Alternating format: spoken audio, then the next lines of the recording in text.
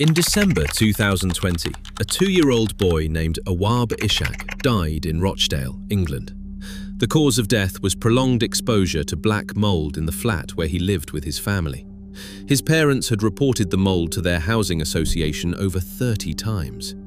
30 times. And every single time they were ignored, fobbed off, or handed a can of paint.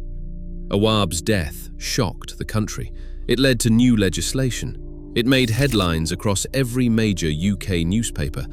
And yet, right now, tonight, in millions of homes across Britain, black mould is growing on walls, on ceilings, behind wardrobes, under windowsills, and the people living with it are being told the exact same thing Awaab's family was told. Paint over it. It will be fine. It will not be fine. And the solution, the real permanent solution, costs less than £1. It has been known to housing professionals for decades, and almost nobody is telling you about it. That ends today. If you are new here, hit subscribe now. Every week we reveal the knowledge they buried, built specifically for UK homes. Now, let's get into this. To understand why black mould keeps coming back, you first need to understand why it appears in the first place. Britain has one of the oldest housing stocks in the developed world. Over 85% of homes in England were built before 1990. Millions were built before 1960. These homes were constructed with solid walls, minimal insulation, and no mechanical ventilation, because at the time, nobody thought they needed it. Back then, homes were drafty. Cold air came in through gaps around windows and doors, and that constant airflow, however uncomfortable, kept moisture moving. There was no condensation problem because there was no sealed environment. Then came double glazing, cavity wall insulation, draft-proofing strips, all good things in principle. But sealing an old British home without adding proper ventilation is like putting a lid on a pot of boiling water. The moisture has nowhere to go. Add to that our climate. Britain is one of the dampest countries in Europe. Average annual rainfall of over 1,200 millimeters in many parts of the north. Cold winters that cause condensation on every external wall. And homes that are increasingly expensive to heat, meaning millions of families keep windows closed to save money, trapping moisture inside.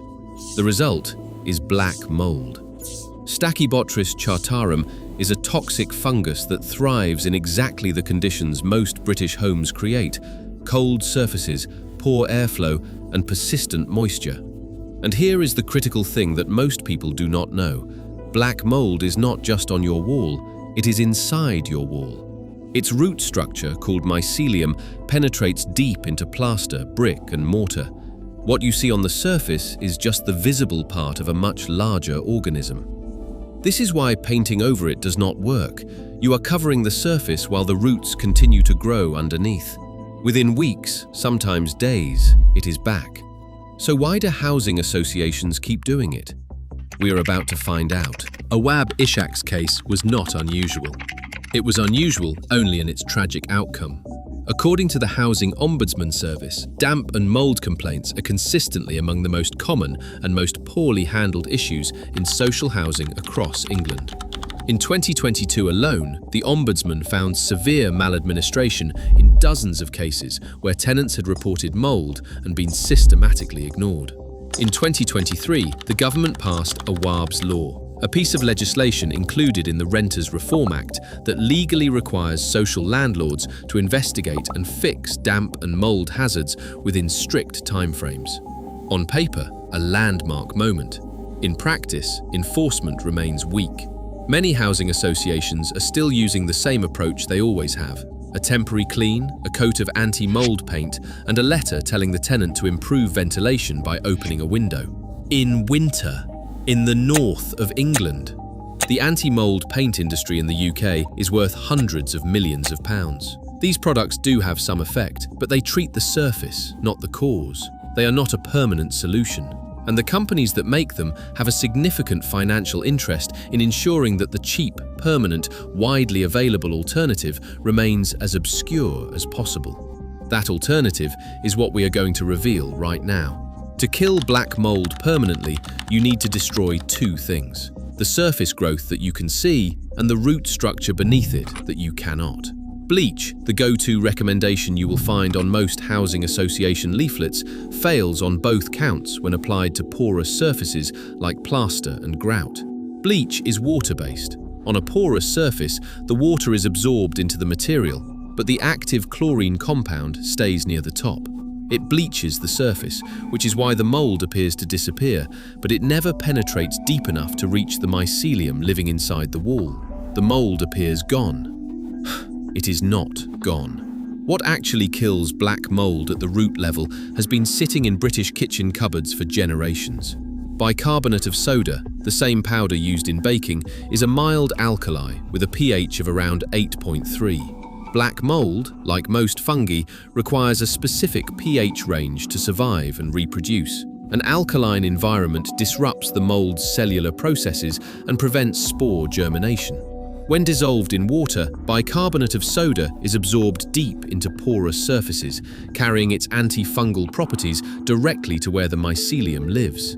White vinegar, a mild acetic acid with a pH of around 2.5, applied in sequence, penetrates the surface and attacks the cellular structure of the root system directly. Studies have shown white vinegar to be effective against over 80% of common mold species, including Stachybotrys chartarum. Used together in the correct sequence, these two ingredients work at both the surface and the root level simultaneously.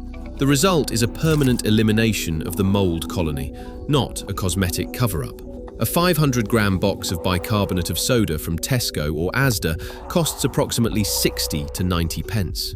A 1-litre bottle of white vinegar costs around 40 pence. Total cost? Under £1.50. The housing industry spends thousands of pounds per property on solutions that do not work. The permanent solution has been in your kitchen the entire time. Those who know this method dissolve 2 tablespoons of bicarbonate of soda into 500 millilitres of warm water and saturate the affected area completely, allowing it to soak deep into the surface for at least 1 hour or overnight for severe cases.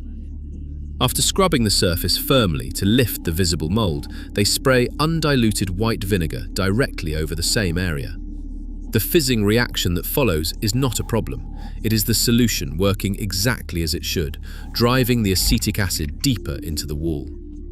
After 30 minutes, the surface is wiped clean, but the final action is the one that most people miss, and it is the most important. A fresh bicarbonate solution is sprayed over the treated area one last time and left to dry without wiping. This leaves a thin alkaline residue across the surface that actively prevents new spores from ever taking hold again. Repeated every 3 months, this method ends the cycle permanently, and for any tenant whose landlord or housing association has refused to act, the law is now on their side. Under Awaab's law, social landlords are legally required to begin investigating a damp or mould hazard within 14 days of a complaint, and to begin repair work within a further 7 days if a hazard is confirmed. The Housing Ombudsman Service exists specifically to enforce this, free of charge, with the power to compel landlords to act and to award compensation. Shelter UK provides free legal housing advice to any private tenant facing the same situation. Awaab Ishak was 2 years old. He died because the people responsible for his home decided that a can of paint was good enough.